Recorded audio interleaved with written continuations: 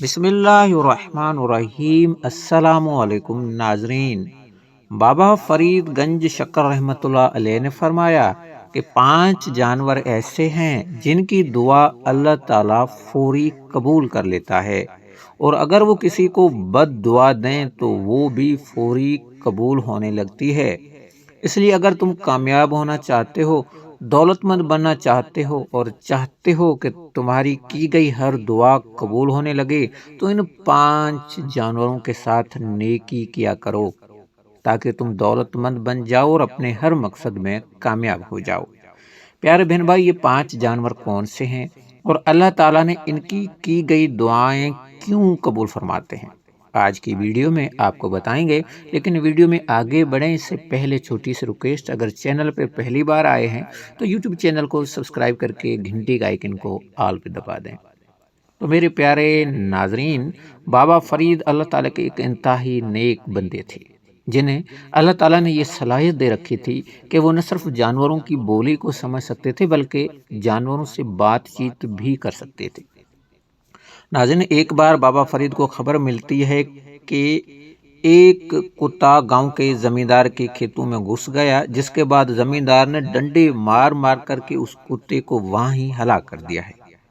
بابا فرید یہ خبر سنتے ہی فوری طور پر زمیندار کے حویلی میں پہنچ جاتے ہیں۔ جب زمیندار بابا فرید کو اپنی حویلی میں دیکھتا ہے تو بہت خوش ہوتا ہے اور کہنے لگتا کہ بابا فرید، آپ نے کیوں تکلیف کی، مجھے حکم کرتے، میں آپ کے ہاں آ جاتا۔ جس کے بعد بابا فرید زمیندار سے کہتے ہیں کہ فوری طور پر تمام گاؤں والوں کو اکٹھا کرو۔ زمیندار ایسا ہی کرتا ہے، جس کے بعد تمام گاؤں والے گاؤں کے مین بازار میں اکٹھے ہو جاتے ہیں۔ اس کے بعد بابا فرید ایک اونچی جگہ پہ چڑھ جاتے ہیں اور گاؤں والوں سے کہتے ہیں کہ دیکھو، آج میں تمہیں ایک ایسی بات بتانے جا رہا ہوں جس بات کو اگر تم مان لیتے تو یقین مانو آنے والی تمہاری 7 نسلیں کامیاب ہوں گی، ان کے پاس کسی بھی چیز کی کمی نہ ہوگی۔ لیکن اگر تم میری بات کو نہیں مانتے تو یقین مانو تمہارے آنے والی اگلی 7 نسلیں تباہ و برباد ہو جائیں گی، وہ دانے دانے کو ترسیں گی اور طرح طرح کی مشکلوں اور پریشانیوں میں مبتلا رہیں گی۔ بابا فرید کا مزید کہنا تھا کہ میں تمہیں آج 5 ایسے جانوروں کے بارے میں بتانے جا رہا ہوں جو اگر کسی کو دعا دے دیتے ہیں تو اس کی ترقی اور کامیابی کوئی نہیں روک سکتا، اور اگر وہ کسی کو بد دعا دے دیتے ہیں تو اس کی تباہی اور بربادی دنیا کی کوئی طاقت نہیں روک پاتی۔ ناظرین، ان میں سے پہلا جانور ہے بلی۔ بابا فرید کا کہنا ہے کہ میں نے بڑے بڑے اللہ تعالیٰ کے ولیوں کو، نیک بندوں کو دیکھا ہے جو کہ دن میں روزے رکھتے تھے اور رات رات بھر کے جا کے عبادتیں کرتے تھے، لیکن ان تمام نیکیوں کے باوجود اللہ تعالیٰ ان کی گئی دعاؤں کو اتنی تیزی سے قبول نہیں کرتا جتنی تیزی سے اللہ بلی کی گئی دعا کو قبول کرتے ہیں۔ بلی پھر جس کو چاہے دعا کرتے تو بلی کی دعا 7 آسمان پار کر کے سیدھے اللہ تک پہنچتی ہے، اور اللہ تعالیٰ کی بلی کی گئی دعا کو ضرور قبول فرماتے ہیں۔ اسی طرح جبکہ اگر بلی کسی کی بد دعا دیتی ہے تو بلی کی دی گئی بد دعا بھی کسی آسمان پر نہیں رکتی ہے اور سیدھا عرش تک پہنچ جاتی ہے۔ جس کی بد دعا دی گئی ہوتی ہے اس کی تباہی اور بربادی کی وجہ بنتی ہے۔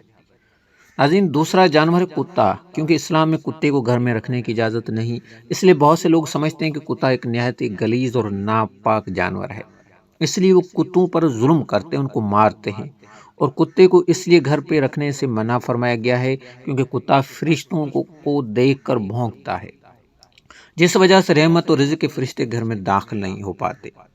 ناظرین، اگر ہم اسلامی تاریخ کا جائزہ لیں تو ہمیں بہت سے ایسے واقعات مل جاتے ہیں جن میں سے بہت سے لوگ کتوں کے ساتھ ظلم کرنے کی وجہ سے جہنم میں ڈال دیے گئے، اور کتے کے ساتھ حسن سلوک کرنے کی وجہ سے انہیں اللہ تعالیٰ میں جنت میں داخل کر دیا۔ نبی کریم صلی اللہ علیہ وسلم ارشاد فرماتے ہیں کہ بنی اسرائیل میں ایک شخص ہوا کرتا تھا جو کہ راستے سے گزر رہا تھا کہ اسے شدید پیاس کی شدت محسوس ہوتی ہے۔ پانی پینے کے لیے وہ کنویں میں اترتا ہے اور پانی پی کر کنویں سے واپس آ جاتا ہے۔ جب وہ واپس آتا ہے تو وہ دیکھتا ہے کہ باہر ایک کتا شدید پیاسا ہے اور پیاس کی شدت کی وجہ سے لگ بھگ وہ مرنے والا ہے۔ جس کے بعد وہ دوبارہ کنویں میں اترتا ہے اور اپنے موزے میں پانی بھر کر موزے کے منہ میں پکڑتا ہے اور کنویں سے باہر نکل کر اپنے موزے میں بھرا ہوا پانی کتے کو پلا کے اس کی جان بچا لیتا ہے، جس کے بعد اللہ تعالیٰ نے اس شخص کی اس نیکی کے بدلے اسے جنت عطا فرما دیتے ہیں۔ اس لیے جب تک ضروری نہ ہو کبھی بھی کسی کتے کو نہ مارو۔ ناظرین، نمبر تیسرا جانور چڑیا۔ ویسے تو تمامی پرندے صبح اٹھنے کے بعد اللہ تعالیٰ کی حمد و ثنا کرتے ہیں، لیکن چڑیا جیسے صبح اٹھتی ہے سب سے پہلے سبحان اللہ کا ورد کرتی ہے۔ سبحان اللہ کے ورد کے بعد ہی وہ اپنے گھونسلوں سے نکل جاتی ہے۔ چوتھا جانور جس کی دعا اور بددعا فوری طور پر انسان کو لگتی ہے وہ ہے چیونٹی۔ زیادہ تر لوگ چونٹی کو بہت معمولی جانور سمجھتے ہیں اور اکثر لوگ تو جان بوجھ کر چونٹی کو پاؤں کے نیچے کچل کر مار بھی ڈالتے ہیں۔ جو لوگ بھی چونٹی کو بے حد معمولی اور حقیر سمجھتے ہیں اصل میں وہ لا علم ہے، نہ تو وہ دین کے بارے میں جانتے ہیں اور نہ ہی سائنس کے بارے میں۔ قرآن پاک میں اللہ تعالیٰ نے نہ صرف چونٹیوں کا ذکر کیا ہے بلکہ قرآن پاک میں چونٹیوں کے نام پر پوری ایک سورت موجود ہے، یعنی سورہ نمل۔ اللہ تعالیٰ نے چونٹی کے بارے میں قرآن پاک میں جو 1400 سال پہلے بتایا۔ قرآن پاک میں چونٹی اور حضرت سلیمان علیہ السلام کا واقعہ تو آپ نے ضرور سنا ہوگا۔ عظیم پانچواں جانور ہے کبوتر۔